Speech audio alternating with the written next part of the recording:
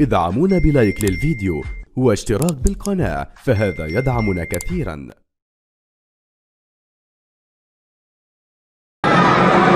نعم، مساء الخير سلطان الغشيان.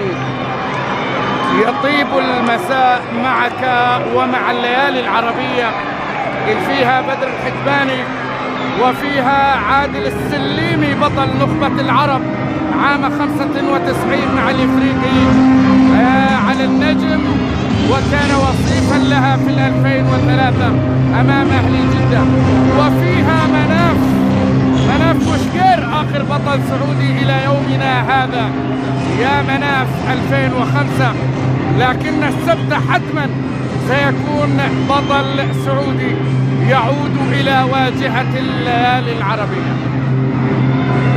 مساء الخير والإحساس والطيبة يا عرب بصوت فنانه، وهيا بنا إلى مساء ما يليق إلا بأحباب الكرة وأصدقاء SSC ورواد فضاء شاهد VIP.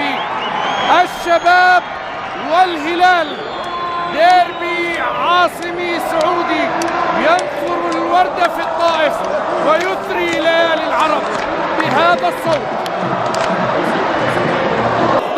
الآن الكرة إلى الصدور، بيحول والكرة في أحضان المعيوف. نعم، قالوا يا هتان. الآن محاولة والكرة بتصل على طول إلى ميشيل. الإعصار يتوقف عند الصخرة حسان. كرة إلى بانيجا، بيحول كرة بالخطأ، فرصة هلالية.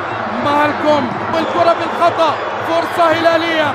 مالكم يسدد كرة، يرسل كرة إلى أقصى الجهة اليمنى. ميشيل ينجح بالمرور ولا قرار للمحامي، لا، لقد أطلق الصافرة السيد المصري. مالكم وميشيل، وحيث سفج وراسياته الراسية. الله، محمد إبراهيم كنو يعلنها. أنا هنا، أنا أكتب.